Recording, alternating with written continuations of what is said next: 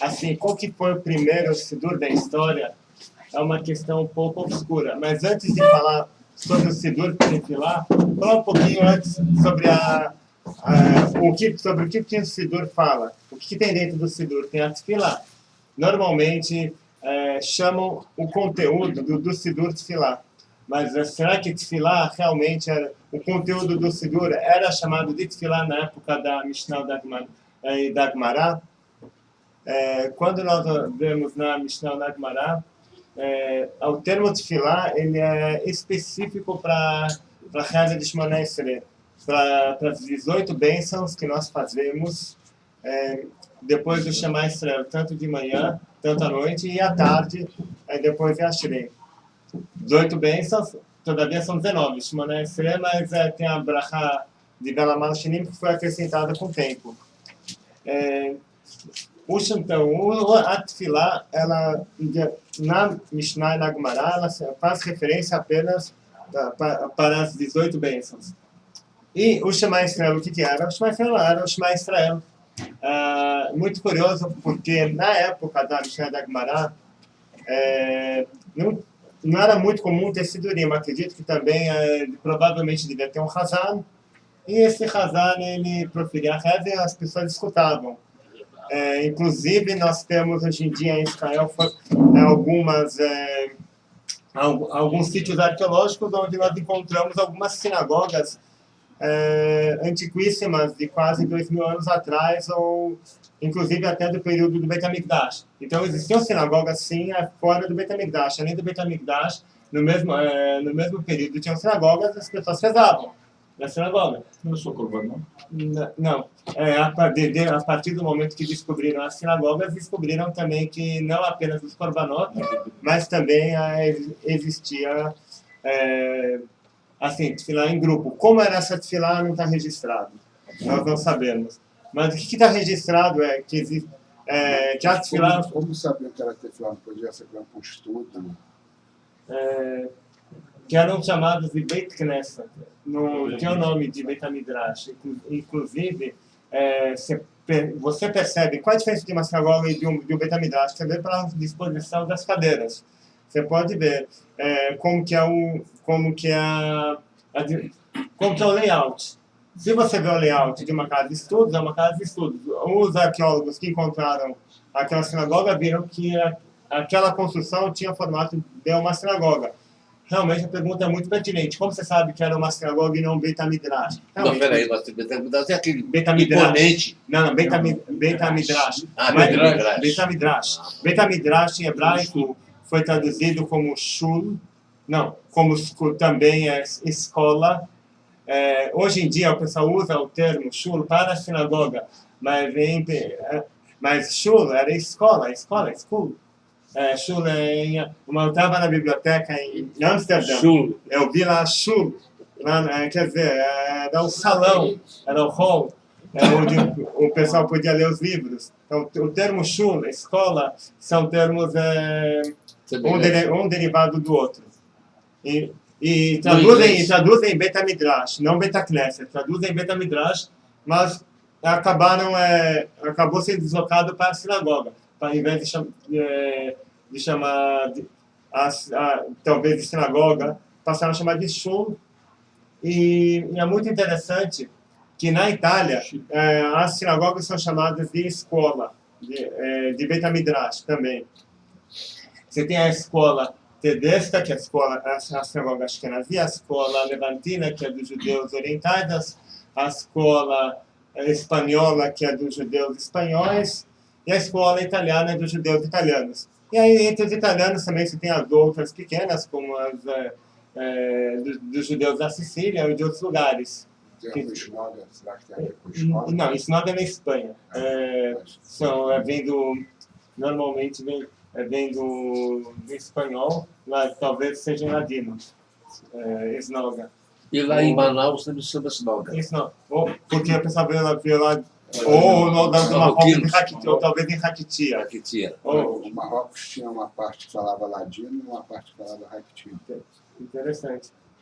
Teve um professor no Israel que ele contou sobre vários idiomas judaicos e que aconteceu com a Segunda Guerra, que basicamente muitos idiomas judaicos foram extinguidos. Mas vamos voltar aqui para o foco aqui da Tefilá. Então, a Tefilá na época do templo era, na época da Mishnah da Gemara, eram as 18 bênçãos que nós fazemos, a famosa Amidá. Por que chamada Amidá? Porque fazemos Meumad, em pé. Curioso que nos livros pontuados está Meomed, mas são em dois tempos diferentes. A expressão Meomad era usada numa época e Meomed em outra. No Kisush Hanaruch, dependendo de que edição, em algumas edições eles pontuaram como Meomad, em outras edições eles pontuaram como Meomed. Mas mesmo quando está escrito Meomed, é muito curioso que todo mundo lê Meomad. Todo mundo lê, muito embora a pontuação seja diferente. Isso é muito interessante, porque muitos lugares no Sidur tem uma pontuação e na prática nós lemos outra. Por exemplo, qual é o nome da cidade? Como se fala? Lud ou Lod? Lud. Todo mundo fala Lud. Mas, todavia, como está pontuado na literatura, Lod. Assim também muitas outras cidades. Falava Lod. Lod. Lod. Hoje em dia, muitos israelenses, por isso eles procuram falar... Tem o aeroporto lá, não é? Sim. Eles procuram falar Lod em vez de Lud, para refletir a linguagem escrita. Mas fizeram uma pesquisa que inicialmente pensavam que isso aqui era um erro coletivo, mas normalmente quando se faz uma pesquisa com um grupo grande de pessoas, chega-se à conclusão contrária, que na verdade não é um erro coletivo, mas sim uma outra tradição. Você tem uma tradição escrita, assim se escreve, assim se pontua, mas a leitura é outra. Crictivo, exatamente. Na Torá tem muito isso, inclusive tem alguns que não são nem sinalizados. Todo mundo sabe como se fala ela em hebraico?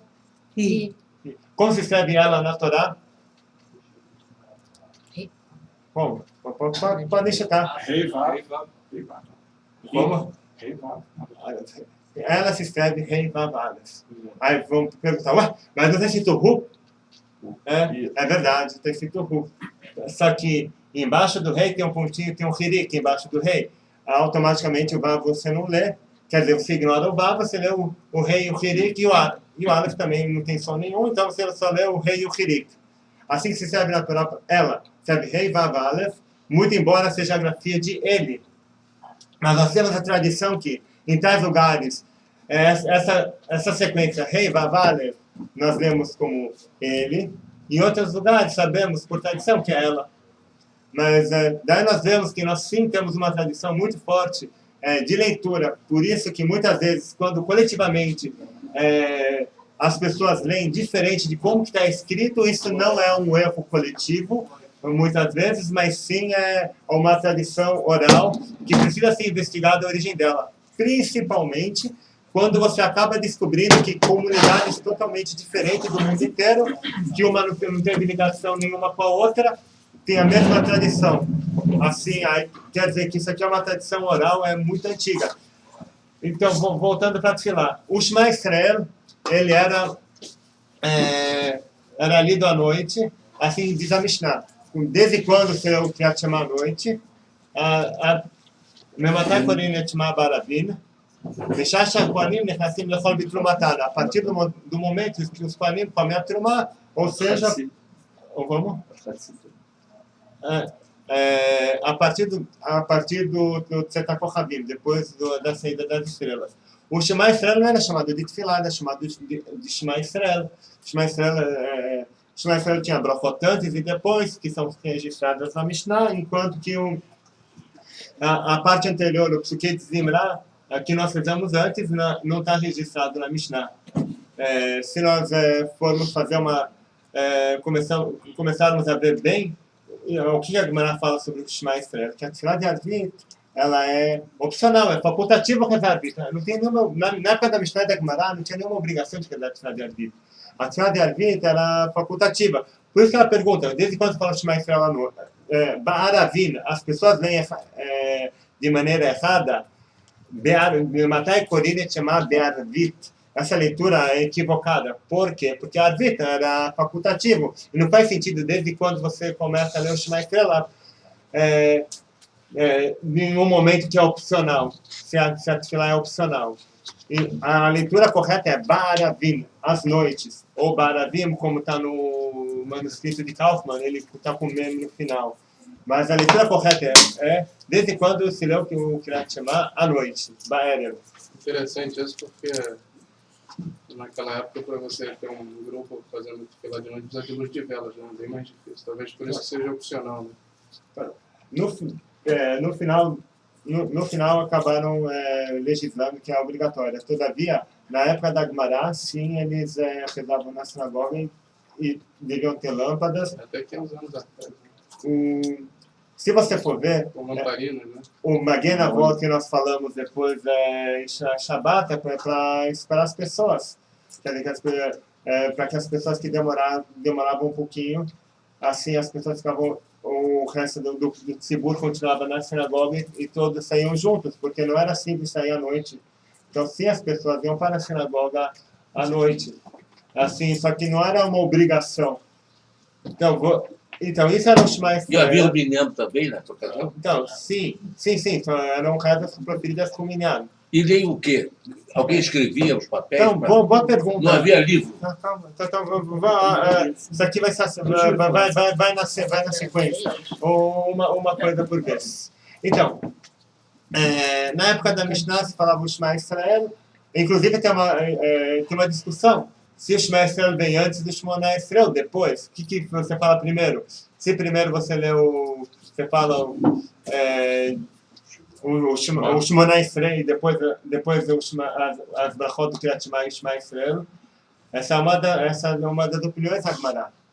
Hoje em dia legislaram com uma opinião que fala que primeiro vem o Shema Israel e depois a Tefilá, o Shemona Israel. E aí, posteriormente, na época, quando terminaram de escrever o Talmud, a partir do ano 500, em Israel começaram a escrever poesias.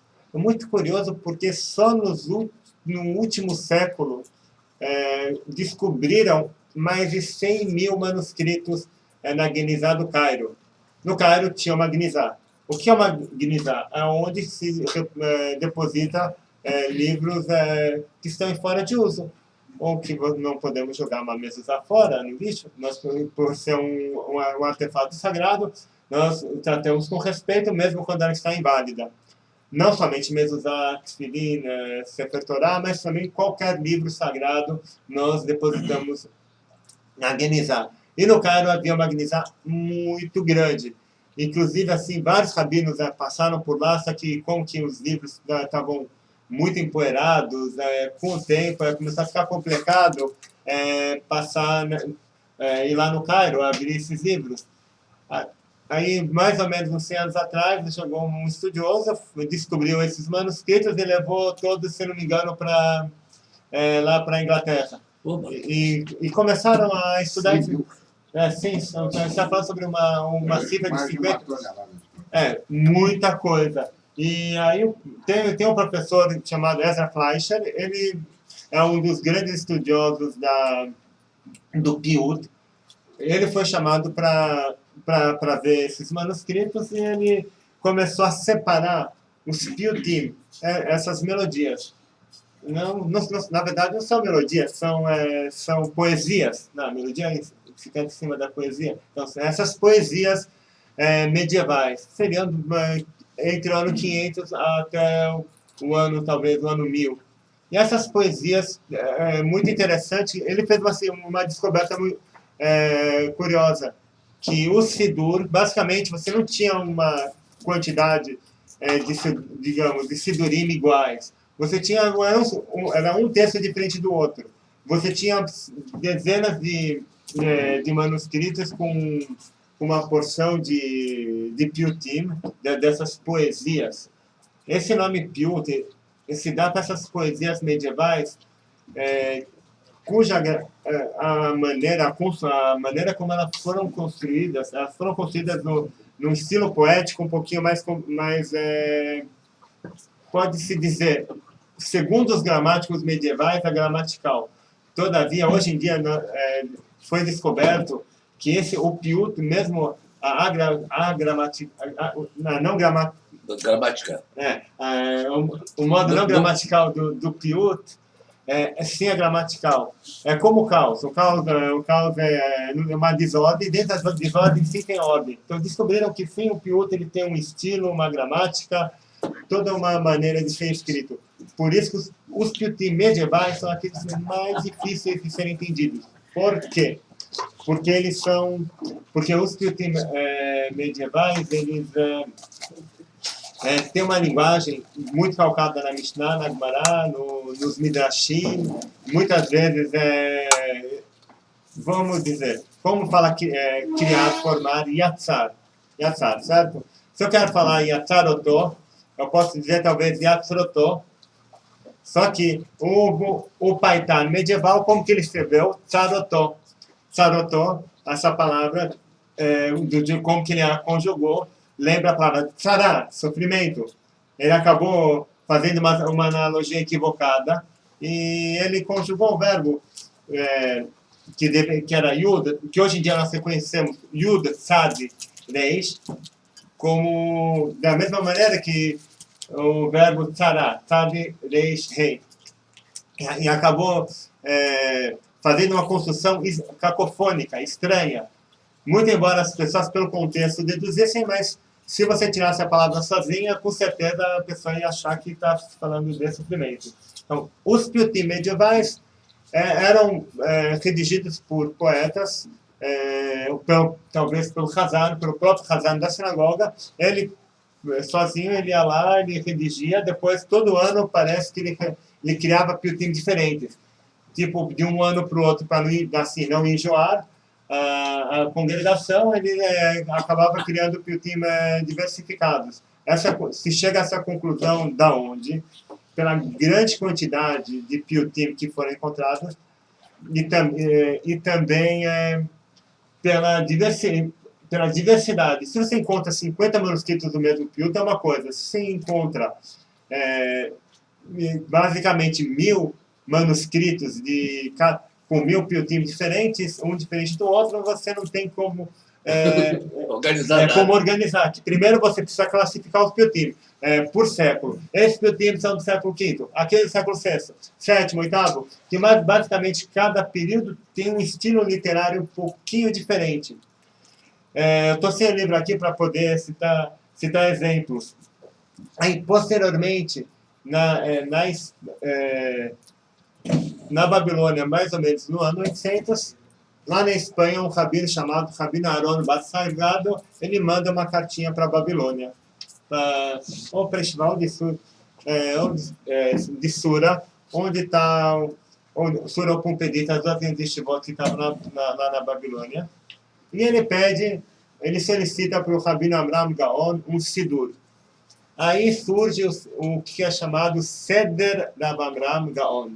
O Seder Rav Amram Gaon, ele é o primeiro Sidur da história conhecido. Atualmente, acabaram de descobrir um Sidur novo do século IX, mais ou menos, e ele foi levado para Israel para estudo. Então, nós não temos ainda notícias desse Sidur, mas, por enquanto, o primeiro da história é do Rav Amram Gaon, isso é conhecido.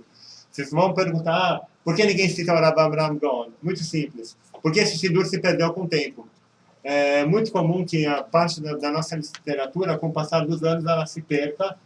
E aí vai surgindo nova literatura, tipo, um escreveu um livro, aí outro escreveu outro livro em cima, e sempre Mas desculpa, esse Sidur dos anos 800 não teve ainda, digamos assim, a tradução, o que significava, se é idêntico ao atual? Então, esse Sidur do ano 800, ele é muito, muito interessante, porque ele tem uma peculiaridade que é única e talvez até hoje não foi encontrado nada igual, assim, completo, assim. Porque hoje em dia nós temos muitos fragmentos. O Seder de Rav Amram Gaon próprio, esse aí que estou falando, que foi redigido na Babilônia, nós não temos o original. Esse tem uma peculiaridade que nenhum outro Sidur tem. Ele foi pontuado, sabe, os pontinhos que nós temos no Sidur, ele foi pontuado com o sistema babilônico de pontuação. O que é o sistema babilônico de pontuação? É um sistema de pontuação que se grafava em cima das letras e não embaixo ou no meio. Parecido com o que a gente vê da Torá hoje.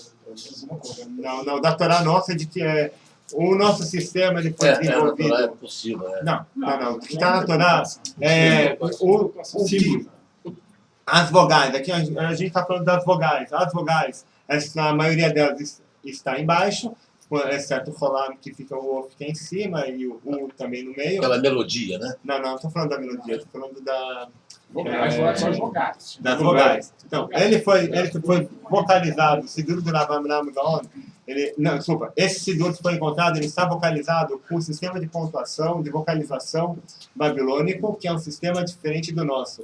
Qual é a principal diferença? O nosso sistema de vogais, ele compreende 7 vogais.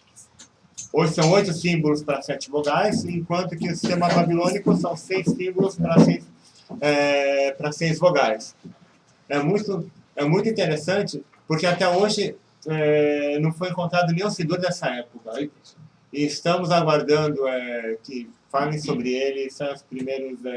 Quando é que foi encontrado isso? É o que? Na última... Que provavelmente, assim... última década? Saiu nas notícias há algumas semanas atrás. Então bem recente. Sim, e foi agora, recentemente... Esses manuscritos eram... Só curiosidade. Então, o material não dá... Assim, pergaminho, não, papiro... É assim, eram livros. Não era um rodinho. Não. Inclusive, isso que é chamado de incunábulo. Incunábulos são livros, mas antes da imprensa.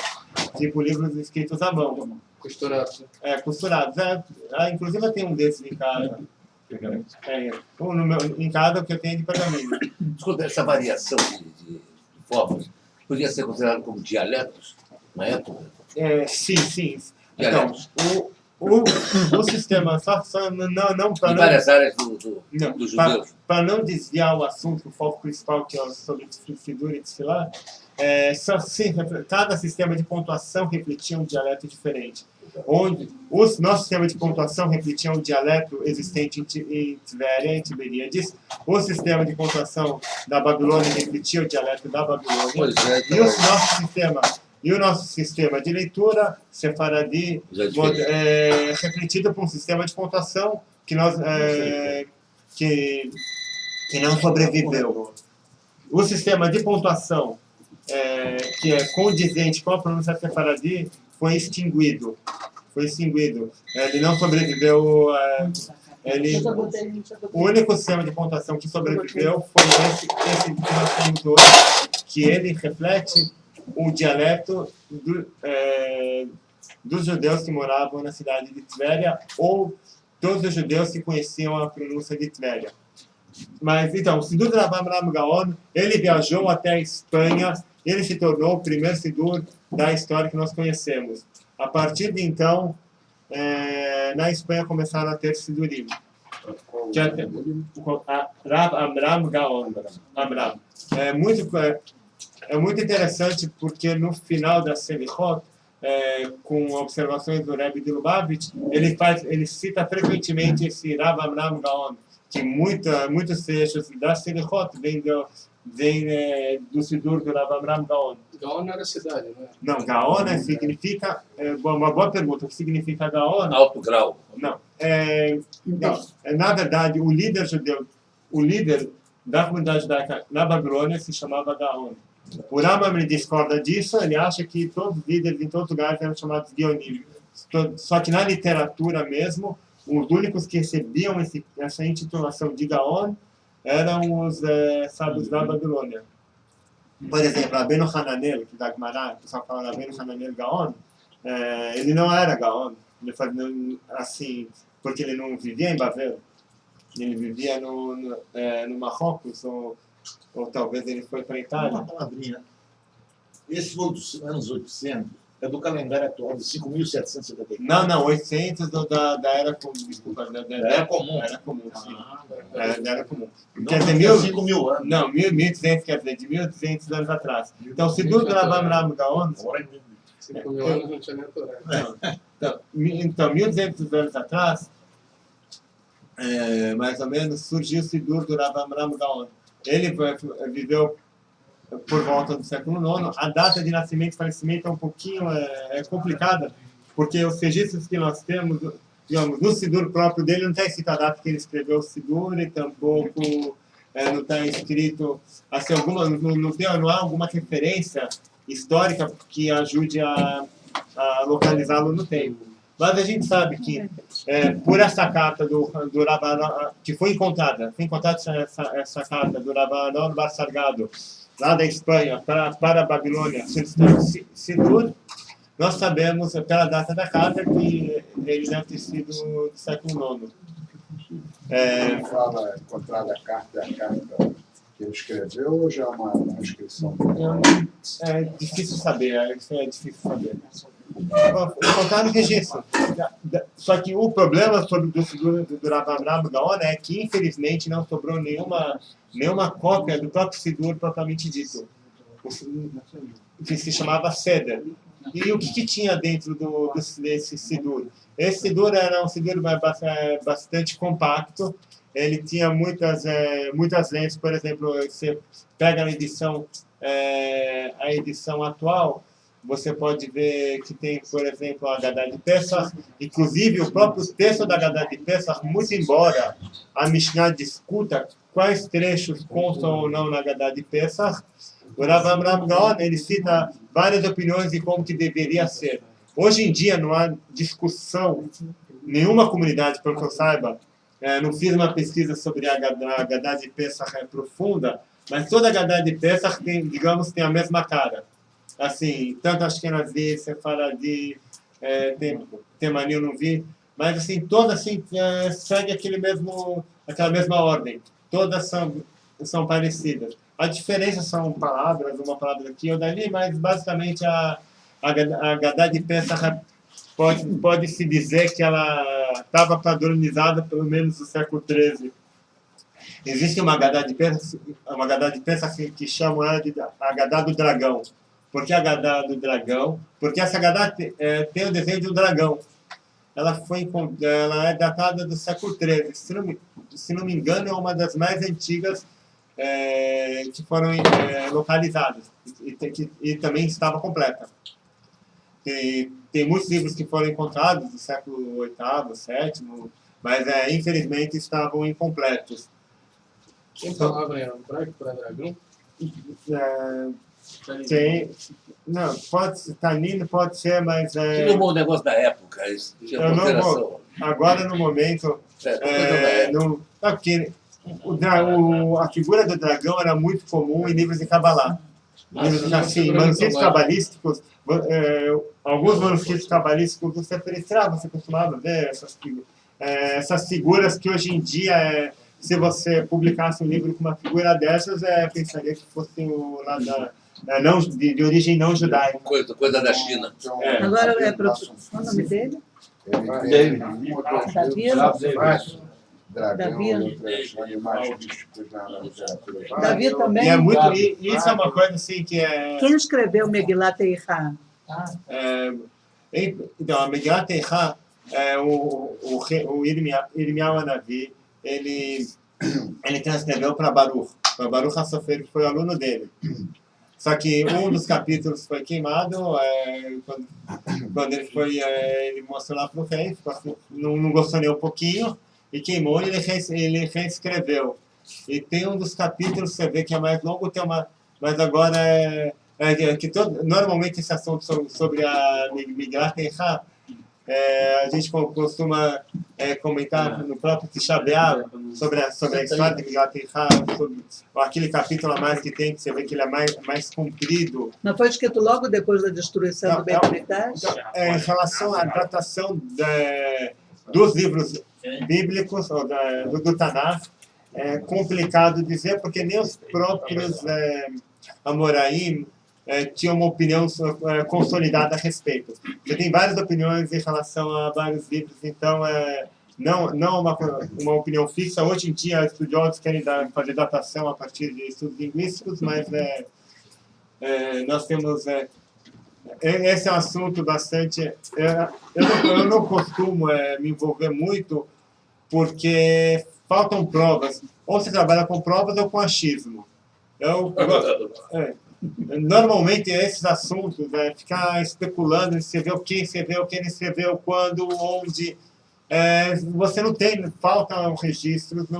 Normalmente os estudiosos eles começam, parece com aquelas teorias científicas como a do flogisto, sabe o flogisto? Que era um líquido que achavam que o fogo era feito de líquido, de um fluido, não líquido, fluido, que era o flogisto. Assim, outras teorias da ciência, basicamente essas teorias em relação à redação dos livros do Tanakh são desse naipe que aparecem por aí. Então, não vale muito a pena dar muita atenção, porque descobrem um manuscrito mais antigo e acabam... E toda aquela teoria acaba indo por água abaixo. Até 100 anos atrás, acreditavam que muitos livros do Tanakh foram escritos muito depois. Aí, quando apareceram os manuscritos do Mar Morto, falaram,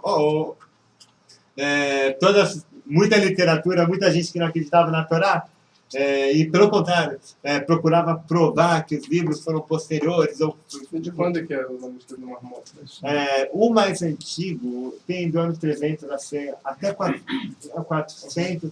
É difícil precisar, porque também depende da era comum isso. Porque a própria Torá não tem no rolo da Torá original, né? Sim. Não tinha algumas cópias Yeshayahu, então, tem Yeshayahu nos manuscritos do Mar Morto, sim. Acho que é um pouco antes. Então, esse manuscrito específico eu não sei a datação dele, mas você tem alguns, inclusive até você pode reconhecer pelo estilo literário desses livros que quem escreveu era um purista, era alguém que gostava muito de hebraico. Por quê? Porque você tem a palavra... Como vocês falam em hebraico mes? Mes. Chodesh Tov. Bom mês. Na Torá está escrito Yerach Yamim, na Parashá de Ketetze. E a mulher vai sentar 30 dias. Yerach. No guia se escreve Yerach. De lua. Mas Yerach é do mês, quer dizer, uma lua, sim. Mas é muito curioso que nesses manuscritos do Mar Morto, ao invés de aparecer Yerach, o escriba substituiu por Chodesh Yamim. Chodesh. E assim algumas palavrinhas que são mais, não vou dizer que de origem aramaica, mas são mais comuns em aramaico. Porque é difícil você dizer se aquela palavra é aramaico qual que, se originalmente ela é hebraico ou aramaico, muitas vezes uma palavra que originalmente era hebraica acabou passando para aramaico, e do aramaico passou para hebraico, e hoje se misturaram. Mas qual o intervalo desses manuscritos, o mais antigo e o mais moderno? Olha, posso te dizer que o mais antigo é por volta do século III antes da Era Comum, 3 a 4, por aí. Moderno, talvez 2, chega a 2. Mas uma sinagoga tinha 50 pessoas, cada um com seu pergaminho para ler. Como é que funcionava isso? Era exatamente isso. Inclusive, é muito curioso, porque tem um livro chamado Manhig. Era um rabino que escreveu, se não me engano, em Provence. Para todos acompanharem como funcionava isso. Ele escreveu lá na França. E é muito interessante. Pode ir para casa. É muito interessante, porque ele fala sobre o Sefaradim. Como você fala, marca um horário. Eu vim ouvir a sua... Então, o Sefaradim é muito interessante. O Sefer Manhig, ele fala sobre o Sefaradim. Como que é na reza numa sinagoga Sefaradim? As pessoas não tinham sidur, se tinham rezando para todo mundo. Por isso que você tinha uma pessoa rezando em voz alta. Esse costume de se rezar em voz alta, na verdade, é que o povo não sabia rezar. E o Hazan, ele rezava para todo mundo. Por isso que na Mishnah se fala, realmente uma pessoa faz a brachá para todo mundo. Isso aqui quando a gente estuda a Mishnah, a gente vê muito isso.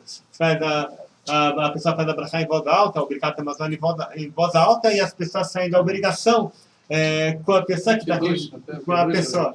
Como? Porque hoje em dia é uma pessoa que... Sim, então, seria um resquício, uma remanescência desse costume antigo de uma pessoa fazer, e todo mundo sendo da obrigação, o exemplo Kiddush. Que o Shmoneh Esrei, como que ele era feito, rezado em voz alta, era para tirar da obrigação as pessoas que não sabiam rezar. Hoje em dia todo mundo reza bonitinho, e depois do Hadar faz a Hadarat Hashatz, assim, depois que todos casaram. Antigamente não, antigamente o Shemona Esrei era literalmente porque as pessoas não sabiam rezar em voz alta. Quer dizer, não sabiam fazer não conheciam a Tefilá direito. Por que não conheciam a Tefilá? Porque não tinha livros. Aí também, desculpa, que o Gil também naquela época era muito caro, né? Como hoje fazem em papéis, não em pergaminho. Não é só caro. A questão não é dinheiro, a questão é trabalhoso, porque cada livro também não tinha papel carbono. Tipo, não era papel. Não tinha papel carbono. Tipo, não tinha papel carbono. Hoje em dia. Não tinha nem caneta. A maneira como eles escreviam é muito, muito interessante quando nós vemos os manuscritos iluminados daquela época. Inclusive a Gemara daquela época é muito interessante porque ela é colorida. Hoje em dia a Gemara é preto e branco, nesse estilo todo monótono. Você pega um manuscrito iluminado mais antigo, a Gemara tinha textos em vermelho. Você vê assim, era separado bonitinho, algumas partes literalmente quebravam as linhas. Naquela época também, os livros eram pontuados, sim. A Gemara ela foi pontuada pelos Geonim, os próprios Geonim, na época do Rav Amram Gaon, eles pontuaram sem a Gemara. Só que, infelizmente, porque hoje em dia nós não temos mais livros como daquela época, como a Gemara, e sim temos outros livros, porque durante os séculos, os cristãos eles se incomodavam muito com a Gemara e mandavam queimar. Em vários séculos, 1200, 1300, 1400, cada século tinha pelo menos algumas ocorrências que pegavam Gemarot e faziam fogueiras e queimavam tudo. Por isso que não sobraram Gemarot muito antigas. Por quê? Porque queimaram, não tem como. Diferentemente do restante da literatura, pelo contrário, os cristãos consumiam um livro de gramática, um dicionário bíblico. Pelo contrário, eles guardavam com carinho e estudavam. Como? Inclusive, a partir do século XV, que o Rabino Eliyahu Bachur passou a ensinar hebraico lá na Itália, os próprios cristãos começaram a escrever gramáticas em hebraico. Você tem Sebastian Münster, Buxtorf, são nomes assim, muito famosos. Inclusive o Buxtorf, ou talvez os dois, Sebastian Münster também, ambos eram padres, não sei qual era a titulação deles, mas ambos eram grandes estudiosos. Agostinianos. Eles... Mas que é a linha deles, mas estou falando em relação ao degrau deles na hierarquia. Então, um deles era muito alto na hierarquia da Igreja Católica e ele, graças a ele, o Rabino Eliyahu Bachur conseguiu escrever os livros dele. Por quê? Porque, como que tinham perseguições, então o Rabino Eliyahu Bachur, ele conseguiu refúgio na casa desse grande... agora não estou lembrando, puxa, me fugiu o nome dele. Esse grande padre. E não à toa que o Rabino Cardeal Egídio. Cardeal Egídio é o nome dele, obrigado. É quase como um governador. Então, esse cardeal foi assim, para o Rabino Elias Levita, foi uma pessoa muito boa, que ajudou ele, que deu para ele moradia em momentos difíceis, e ele escreveu muitos livros, inclusive parte dos livros que o próprio Rabino escreveu, o público-alvo eram os próprios cristãos. Ele escreveu, e ele pede desculpas para o público, para as pessoas da introdução que sabem hebraico, que ele pede desculpas porque esse era o sustento dele. E até hoje na Itália existe esse costume, esse hábito do Rabino ir lá no Vaticano, ou ensinar os padres, enfim. Isso aqui... Até hoje existe? Sim, eu cheguei a escutar que tem um... Eles faziam aramaico lá, quando morre o Papa disso aí. Mas então havia muita ligação entre cristãos e judeus? E na Itália é uma coisa muito... É uma situação meio... como se diz? Não vou dizer secreta, mas meio contraditória, que de um lado os cristãos eles não podiam matar os judeus porque eles testemunhavam a existência do um irmão nosso de braços abertos, e em contrapartida, eles próprios segregavam os judeus. Não é à toa que Rothschild financiava o Vaticano, dava dinheiro ou emprestava, porque imagina, se você está na boca do leão, é melhor dar comida para ele, para que ele não coma, para que ele fique mais manso. E assim foi. Mas voltando aí para o nosso Sidur, o foco da nossa conversa sobre o Sidur. Então, Seder Rav Amram Gaon, ele foi escrito pelo Rav Amram Gaon. Ele tem um título muito curioso, que ele tem o título de Gaon, muito embora ele não fazia parte dos Geonim. Só voltar um instantinho para quem foi que introduziu a Tefilá, que muitas pessoas falaram aqui no início, que Keneged Korbanot, a Tefilá foi instituída Keneged Korbanot ou pelos avós, Keneged Avot Tiknum ou Keneged Korbanot Tiknum. As três rezas foram instituídas ou Keneged Avot, que é Abraham, Isaac e Yaakov, ou pelos Korbanot, que você tinha, no caso, Shacharit e Mincha. E a Arvit seria a facultativa. Que você tinha Korban de manhã e à tarde e não à noite. Aí o Davi, um dia, ele fala assim para mim, mas não foi a Antiga Knesset Agdolá que instituíram a reza, o Shmoneh Esrei?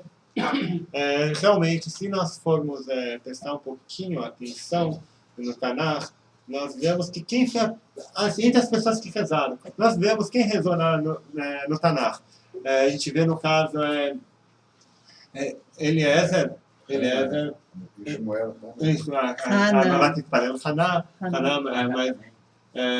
mas um exemplo, sim, Vatitparel Haná, e também tem Isaac não, que agora porque eu falei sim, não, que tinha me fugido. E quem também rezou e foi castigado, Daniel Ishhamudot, o profeta Daniel, ele rezou. Por que ele foi pego para a cova dos leões do profeta Daniel? Qual o motivo? Porque ele estava rezando. E tinha um decreto que não só podia rezar para a estátua, e rezar para Deus, outro Deus que não fosse aquela estátua de Nebuchadnezzar, não poderia. Logo, o Daniel, ele enfrentou as autoridades e ele foi pego. E provavelmente ele, não sei se ele foi delatado, porque ele também estava chegando na janela. Tipo, você tá fazendo uma coisa ilícita, digamos, na janela da tua casa, você está pedindo para que te peguem. Enfim, foi essa história. Daniel, ele foi capturado porque ele estava rezando. Então, no livro de Daniel conta que ele estava rezando. Então, e quem era Daniel? Daniel, por acaso, ele fazia parte dos Anshei Knesset Agdolá. Aí nós temos e foi ele quem decretou ou instituiu a reza o Shmoneh Esrei. Muito provavelmente. Depois de ser... Como? Isso foi depois dele ser capturado. Isso foi não, na antes. primeiro tempo. Não, foi... Então, foi na época do primeiro tempo. Sim. Mas quem escreveu essas rezas? Então, boa pergunta. Quem escreveu as rezas? Não, Rabi Shimon... muito sábios. Como? Depois do Sim. Então, o Daniel, ele fazia parte dos Anshei Knesset Agdolá. Quem fazia parte dos Anshei Knesset Agdolá, vocês podem olhar no Bartenura, lá da Moshe Kibel Torah Sinai. Aí ele fala lá uma lista de sábios. Entre eles, agora eu não estou lembrando se ele cita nominalmente, mas na citação que ele cita, tem Mordecai, Bilshan, e uma porção de outros que faziam. Mordecai, o próprio Mordecai de Mordecai da Mignat Esther, ele fazia parte dos Anshei Knesset Agdolá. E ele já era entre o primeiro e o segundo templo.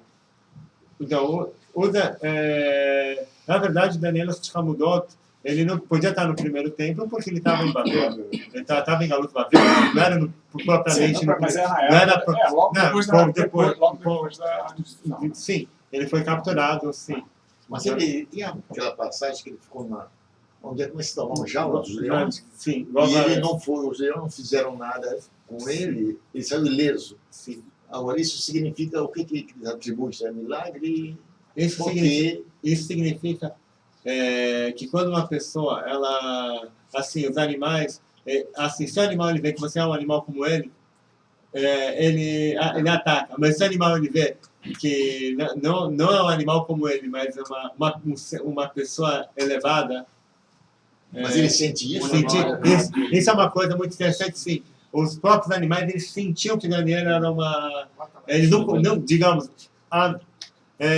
nós não podemos entender que seja o próprio processamento cerebral dos leões, mas sim foi o leão tem alma, tem uma alma, então o espírito do leão percebeu, e automaticamente fez com que os leões se afastassem. Mas, voltando aqui... Posso interromper? Você está falando de Sidur, e agora eu estou ficando meio confuso, porque quando você falou em Sidur, você está falando do livro em si? Do livro. Mas se você está vendo que já na época de Daniel, já tinha um Sidur, já tinha uma ordem de se rezar, não é isso? Sim. Então, não existiam os livros, é isso que você está falando? Isso, então, quando foi construído o primeiro livro, ou quando você instituiu como se faz uma reza? Porque aí tem duas coisas que... Então, é exatamente isso que eu estou tentando construir. Daniel Hamudot, ele rezou. Qual era o texto que Daniel Hamudot ele rezou? Como que era o Shmoneh Esrei que ele rezou? A gente não sabe. Que, inclusive, a Torá, nós temos a obrigação de rezar. Essa obrigação é de rezar, uma vez por dia. Rezar quando você quiser. Os sábios instituíram para rezar 3 vezes ao dia. Mas a instituição de Chachamim foi rezar 3 vezes. Pela Torá, você precisa rezar só uma vez só. Onde está a Torá? A Torá tem um pastor que fala que a pessoa precisa rezar. Agora não tá me vindo em mente esse pastor. Mas tem um pastor que foi... Mas quem instituiu a unidade? Então, isso que a gente está falando. A Daniel Hamudot, o próprio profeta Daniel, ele instituiu como que era o texto da Amidah na época do profeta Daniel. Mas conspiração divina dele, como é que... Conspiração divina. Tem um detalhe. Ele rezou. Ele talvez não tenha redigido, a gente não sabe se ele transmitiu ou não transmitiu, mas ele instituiu a reza do Shmoneh Esrei, a Tefilá. Isso que chamamos de Tefilá, Sidur Tefilá. Então, isso que eu estava comentando no início. Hoje em dia, que nós chamamos de Tefilá, é o conteúdo do Sidur inteiro. Mas na época do Daniel, o Tefilá era só o Shmoneh Esrei. Isso na época da Mishnah e da Gemara. O próprio nome do Sidur... Onde vem a palavra Tefilá? Boa pergunta. Mas Haná é bem anterior a Daniel. Sim, com certeza. Não, sim, não. Shmuel, não. Está falando do livro de Shmuel e do Daniel, são profetas anteriores. Aí diz que ela balbuciava e ele pensou que ela tivesse bêbada. E ela falou, não, eu saí da coração. Que já era uma oração. Sim.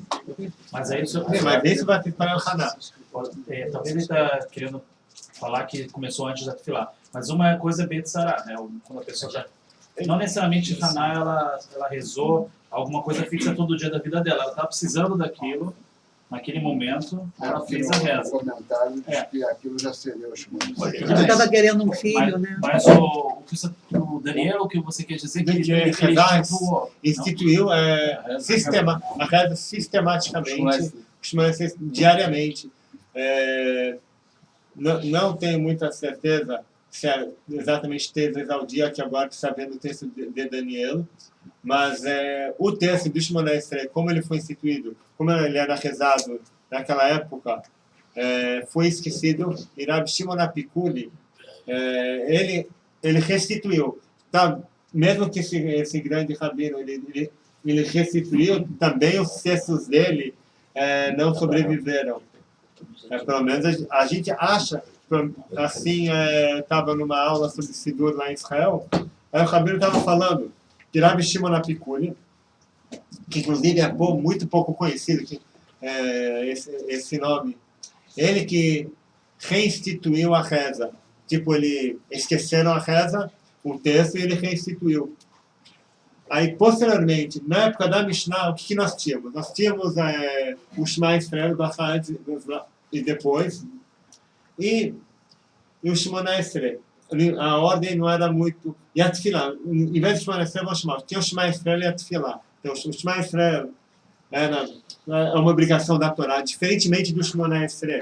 Enquanto que o Shema Israel, nós falamos por ser uma obrigação da Torá, a Tefilá é uma obrigação de Rabanan, rabínica. E o texto, o conteúdo da Brachá de Yotzer Or não está na Mishnah. Então, até um pouco o jeito como a gente reza, até um pouco não está na Gemara, esse texto que nós fazemos. E sim, ele começa a aparecer, se não me falha a memória, que o problema é que esse Seder do Avraham Gaon, que é esse primeiro Sidur, nós não o temos conforme ele foi redigido originalmente. Por quê? Porque, imagina só, você tem um livro que foi escrito por um rabino no século IX. Aí ele viajou lá da Babilônia para a Espanha. Aí esse Sidur, ele viaja da Espanha para a França. Aí chega o rabino lá na França e fala assim, olha, tá vendo? Esse textinho aqui na França, a gente não fala. Então, o que a gente faz? A gente pega o próprio texto do rabino, do Avraham Gaon, e injeta nele outro texto. E subtrai o que o rabino escreveu originalmente. O Sidur continua sendo chamado de Seder Avraham Gaon, todavia ele não mais é o original, mas sim é um Sidur modificado. E a mesma coisa aconteceu com o outro Sidur, que foi escrito um pouquinho tempo depois mas com comentários em língua árabe. O Sidur do Rav Seadia Gaon. Rav Seadia Gaon, eu escutei agora no respeito do Rav Ovadia Yosef, falando assim, se não fosse o Rav Seadia Gaon, a Torá teria sido esquecida naquela época. Rav Seadia Gaon, ele foi um rabino egípcio. Tem algum egípcio aqui? Bom, minha mãe é do Egito. Tem um rabino egípcio que nasceu na cidade de Fayum. Essa cidade ela fica a 100 quilômetros do Cairo. Assim saiu no jornal do Estadão. Eu vi uma notícia lá, aconteceu alguma coisa em Fayum, 100 quilômetros do Cairo. A partir daí eu passei a saber que essa cidade existe até hoje. Da cidade onde Rav Seadia Gaon nasceu lá no Egito, nessa cidade de Fayum, e lá ele se desenvolveu no início, até uns 20 anos, e a partir de quando ele tinha 20 anos, ele escreveu o primeiro dicionário para poetas, no ano 902, nasceu no ano 882. Essas datas não posso falá-las pontualmente, porque ele escreve assim no Sidur, nesse dicionário. No ano 902, quer dizer, não no ano 902, mas sim no ano 1214, da era do Shtarot, como se fala Shtarot, Seleucida, no ano 1214 da era Seleucida, porque os nossos sábios naquela época eles não costumavam contar da criação, mas sim tinham como referência a era Seleucida. Não. Seleucida era a época que Alexandre Magno ou depois ele falou, conquistou, faleceu. Mas se você pega mais ou menos uns 300 AC, por volta do período de Hanukkah, que Alexandre Magno veio um pouquinho antes de Hanukkah, que Alexandre Magno não vivia mais na época de Hanukkah, já tinha, então já tinham trazido já toda a cultura grega lá para Israel, inclusive. Nós temos um nome assim bem grego na Mishnah, Antignos. O nome Antignos é um nome grego, assim, o pai dele provavelmente deve ter se aproximado dos gregos e fez, no decorrer da vida dele, deve ter feito tchuvá, ao ponto que o filho dele ele se tornou uma autoridade que está no Pirkei Avot, Antignos Ish Sochon, Antignos da cidade de Sochon. Mas, então, voltando para o Rav Seadia Gaon. Então, Rav Seadia Gaon, ele nasceu no ano 882, nós sabemos porque ele fala que com 20 anos ele escreveu o primeiro dicionário dele, e em algum momento da vida dele ele escreveu um Sidur, a gente chama esse Sidur de Sidur Rav Seadeh Gaon. Ele está escrito em árabe, quem entende árabe vai ter muito prazer, porque ele traduziu parte da Tefilá em árabe, inclusive, é curioso que ele é exatamente o oposto do Rambam. Enquanto que o Rav Seadeh Gaon escrevia no início da vida dele, ele escrevia em hebraico, no final da vida dele, ele chegou à conclusão que era melhor escrever em árabe, que árabe tinha mais recursos linguísticos, enfim, escreveu... Era melhor para ser disseminado, que o pessoal entendia melhor. Né? Não, essa Ele também é uma nasceu em que opção. ano? 882. Que ano? 882. Você estava falando que a Torá se perderia se não fosse por causa dele? Por causa da Sead. Assim dizem. Assim tem uma Imbrá. Então, o Rav Seadeh Gaon, ele foi entre os Geonim. Qual o período do Geonato? O Geonato ele começou no ano 500, a partir do momento que o Talmud foi selado, e ele diz-se que ele terminou com o nascimento de Rashi. Só que isso não é muito preciso, porque ainda, 200 anos depois, ainda havia um Geonim lá na Babilônia. Como nós sabemos que encontraram manuscritos desses Geonim que viveram na Babilônia 100, 200 anos depois de Rashi. Agora, voltando para o Sidur do Rav Seadeh. E o que tem no Sidur do Rav Seadeh? Uma porção de piutim, dessas melodias. Inclusive, Rav Seadeh Gaon, ele foi o primeiro que começou a escrever poesias com estilo árabe. Ele começou a importar o estilo árabe para dentro do piut judaico.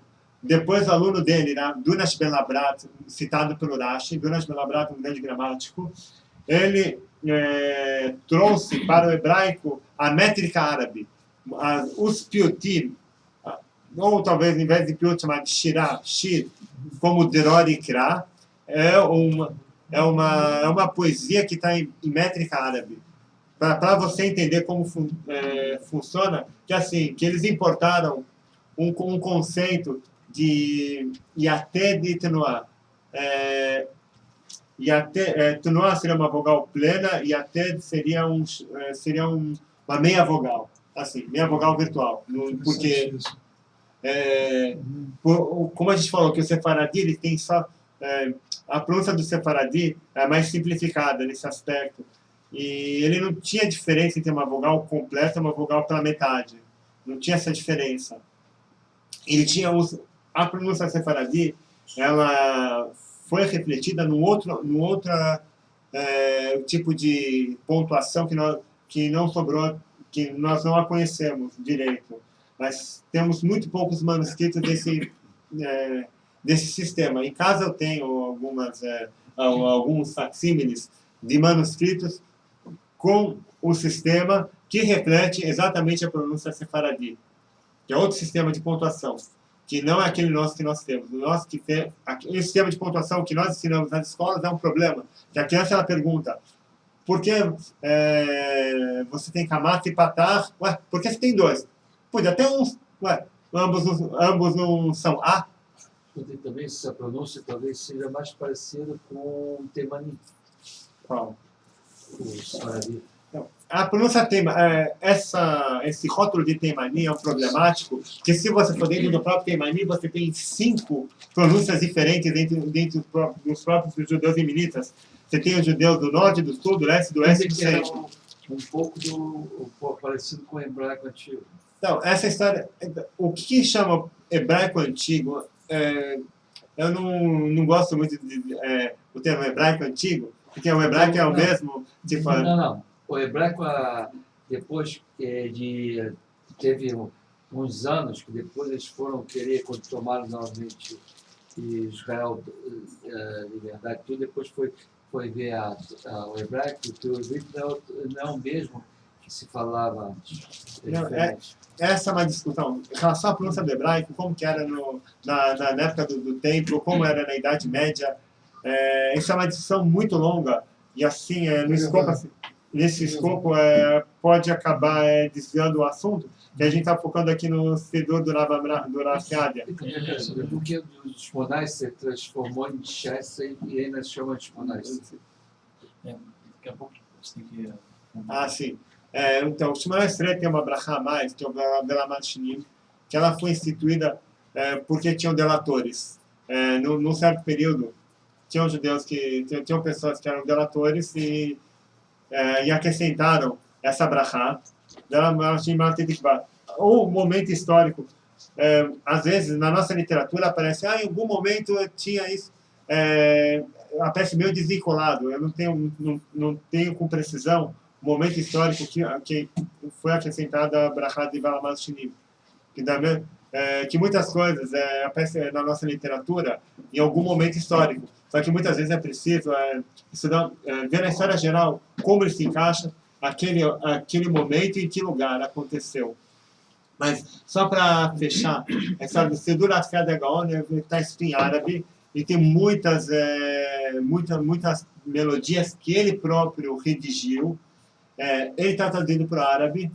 E também nele tem a Haggadah de Pesach e Paz e Zatfilah. Agora eu estou sem ele.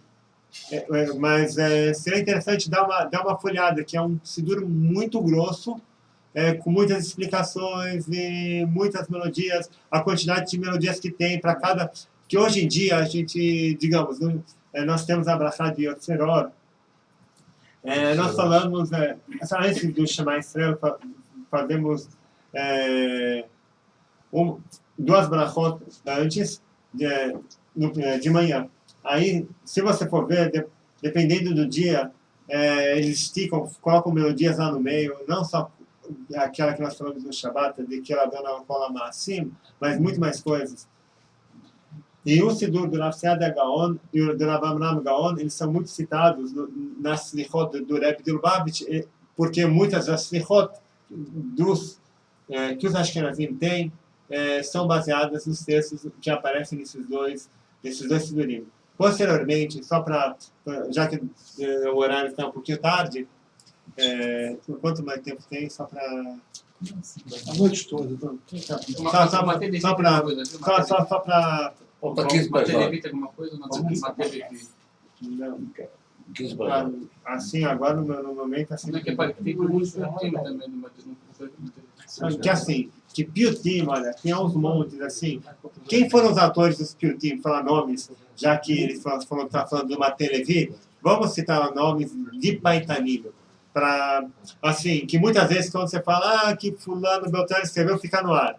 Yossi Ben Yossi. Hoje em dia foram encontrados Piutim de Yossi, esse tal de Yossi. Rabi Eliezer HaKalir. Existe uma controvérsia muito grande em relação à identificação do Rabi Eliezer HaKalir, quem foi, quem deixou de ser, se era Rabi Eliezer Ben Horkulus, se não era. Mas hoje em dia existe um consenso mais ou menos que ele deve ter vivido provavelmente no ano 500. Yossi Rabi Eliezer HaKalir. E tem... nesse momento me vem esses dois, mas tem alguns outros cujos manuscritos, cujos Piutim foram encontrados. O famoso Drorikra que os Sefaradim gostam de cantar foi redigido por Donash Ben Labrat, aluno do Rav Saadia Gaon. Esse Donash Ben Labrat, ele foi o primeiro que trouxe a métrica árabe para dentro da poesia hebraica. Até então, a poesia hebraica era feita com piut, ou pelo alfabeto, ou com parte de Midrashim. E a partir de Donash Ben Labrat começou a surgir o piut artístico. Isso que o pessoal gosta hoje em dia de arte, de quadros, de poesia. Então, a partir de Donash surgiu a poesia com a métrica árabe. Também os gramáticos não gostavam muito da métrica, porque a métrica você colocar no metro, quer dizer, no formato de métrica, você precisava distorcer palavras. E o Ibn Ezra, o famoso Mefaresh, ele critica muito o Piut, porque, por exemplo, esse tipo de poesia exatamente pela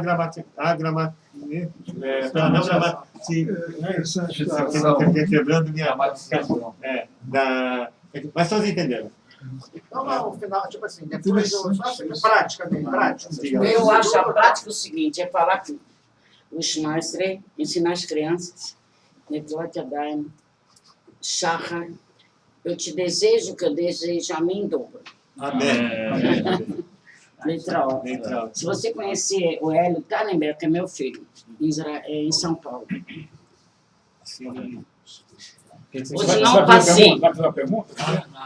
Passei, dá para ele. Tá. Peraí, deixa eu fazer uma pergunta que é bem pertinente aí.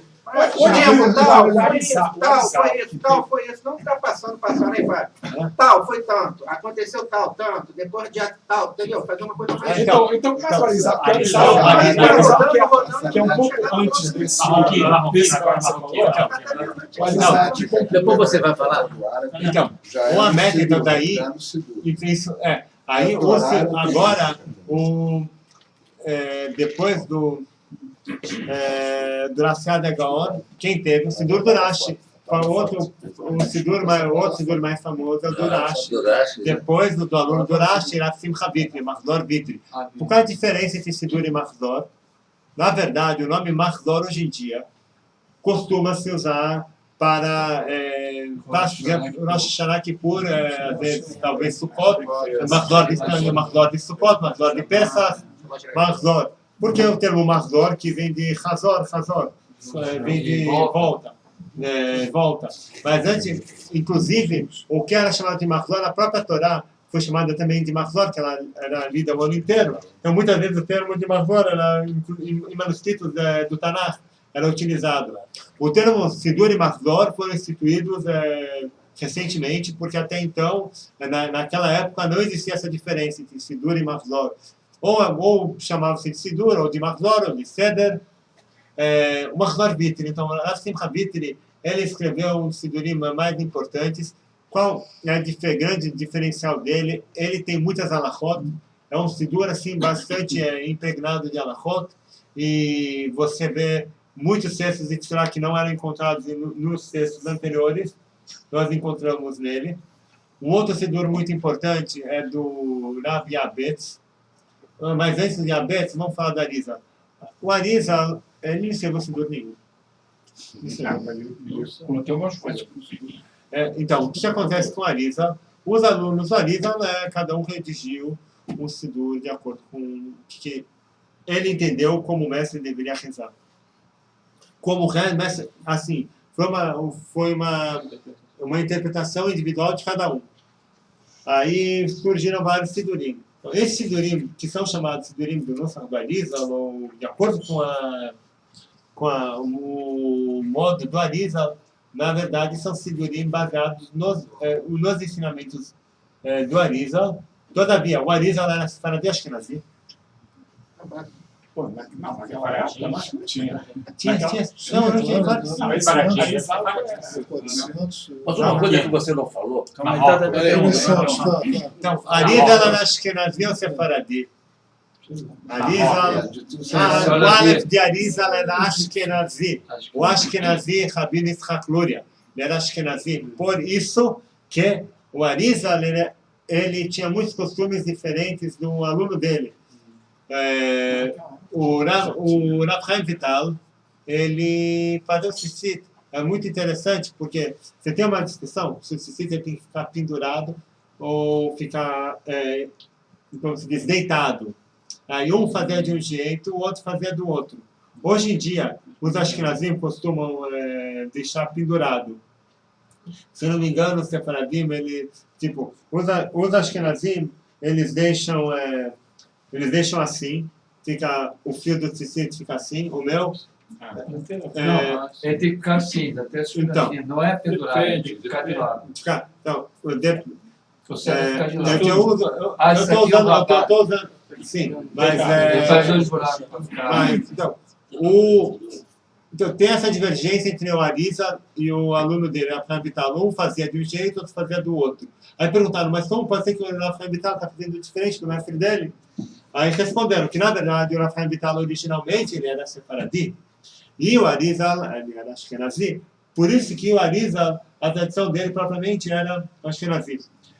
Uma coisa que é muito, muito curiosa que naquela época do Arizal, lá em Aram Tzova, lá em Alepo, tinha um costume dos judeus alepinos que hoje em dia é desconhecido. Porque, como eu sei que hoje em dia o costume de Alepo é desconhecido, foi encontrado um sidur de 500 anos atrás, que foi editado, talvez lá com Daniel Bumberg, talvez um pouquinho depois, numa dessas primeiras tipografias, com o Nusach dos judeus de Alepo. E como que é esse sidur? Totalmente diferente do sidur sefaradi atual. Então, como você explica isso? Quando ocorreu a expulsão da Inquisição, os judeus espanhóis, sefaradis de verdade, sefaradis espanhóis, chegaram lá em Alepo. E o que eles fizeram? Eles impuseram o costume espanhol em Alepo. Automaticamente, eles derrubaram o costume de Alepo e introduziram o sidur espanhol em Alepo. Esse sidur, que ele foi editado por patrocínio do Safra, ele está lá eu vi uma cópia dele lá na Beit Yaakov em São Paulo, é um sidur facsímile, ele é um xerox especial do original, desse sidur original. Como? Kolekov. Não, Kolekov não. Kolekov é o sidur moderno. Mas estou falando do sidur de Alepo. Microfilmado. Sim, provavelmente deve estar microfilmado, todavia ele foi também impresso colorido, sabe? Como original. Aí você for ler um pouquinho de sidur, você vê que não é um costume nem um pouquinho do jeito que a gente conhece. E assim que... E os judeus da Espanha que chegaram e eles derrubaram o costume de Alepo. E posteriormente, com o advento do Arizal, surgiu o que é chamado hoje Nusach Sefaradi do Arizal. Ele acabou também se espalhando entre os Hassidim. Por isso que o Nusach Sefarad, que é originalmente do Arizal, que é chamado Sefarad, em espanhol, os judeus Ashkenazim, que Ashkenazim usam, os Hassidim. Os Hassidim usam o sidur de Sefarad. Por quê? Porque é um sidur baseado no Arizal. E os Hassidim se baseiam na Kabbalah. Mas Sefarad não é Sefaradi. Não é Sefaradi, não. Mas é Arizal. Mas Arizal também é Arizal.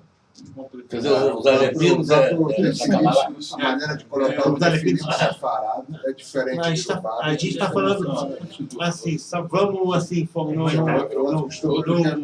mas o costume de Haleb original, como que era antigamente, ele foi digamos, destituído pelo costume pelo costume dos judeus Mas aí nessa lá na Guzá de Israel, Alepo, os cantam muito bonito. Não, sim, mas o canto, a maneira como que cantam os judeus de Alepo aprenderam dos árabes, os judeus cristãos, quer dizer, dos países cristãos aprenderam dos cristãos. Isso aí quem diz isso é o Rabino Moshe Israel Hazan da Itália do século XIX, escreveu um livro chamado Krach Shalom. Ele fala, os judeus árabes aprenderam a música dos árabes, os judeus que estão no Império, nas cidades cristãs, eles aprenderam dos cristãos as músicas. E agora, só para finalizar, basicamente são esses os dois costumes que nós temos. O sidur, o sefaradi, o que é chamado de sefaradi hoje, esse sidur que veio do Arizal, que os alunos escreveram. Nós não conseguimos, pelo menos eu não tenho conhecimento de uma árvore genealógica das matrizes que eles usaram. O sidur Ashkenazi foi desenvolvido nas terras, você vê um dos grandes homens foi o próprio Gaon de Vilna. Não sei se ele próprio escreveu um sidur, mas tem um sidur de acordo com a opinião dele, que é um pouquinho diferente. Esse é o sidur Ashkenazi, de das cidades da Lituânia. Como que era o sidur anteriormente? Nós tínhamos também o Rabi Yaakov Endin, que é também outro Ashkenazi, que se baseou também do século XII. Ashkenazi, porque era do neto do Rashi. E o sidur mais recente, agora, o sidur tem Alat Hashem, ele é um sidur, um desses baseado nesses do Arizal, só que com intervenções de um grande gramático ashkenazi que viveu há 300 anos atrás. Então, o que é o Sidur Chabad? O Sidur Tirat Hashem, o Sidur foi uma compilação que o primeiro Rebbe Lubavitch fez, e ele acrescentou nesse Sidur certas intervenções de um gramático chamado Rabino Zalman de Hanau. Mas isso é para uma outra, outro momento. E só para parece muito com o Sefaradi. Sim, ele parece muito que ambos personalizam. Então, nós temos hoje em dia o Sidur mais conhecido. Ele próprio acho que é desse. Mas os alunos, por isso que você tem essa mistura. Essa mistura. Mas tivemos alguma coisa dos patriarcas que eles rezavam já, sim, né? Sim. Então vamos lá, o que você quer sobre isso?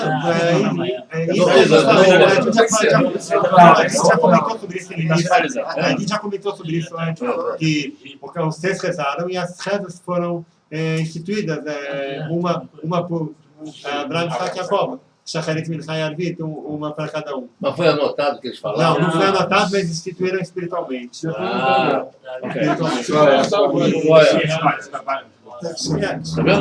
que o pessoal, vocês tenham aproveitado bastante. Infelizmente, não dá tempo para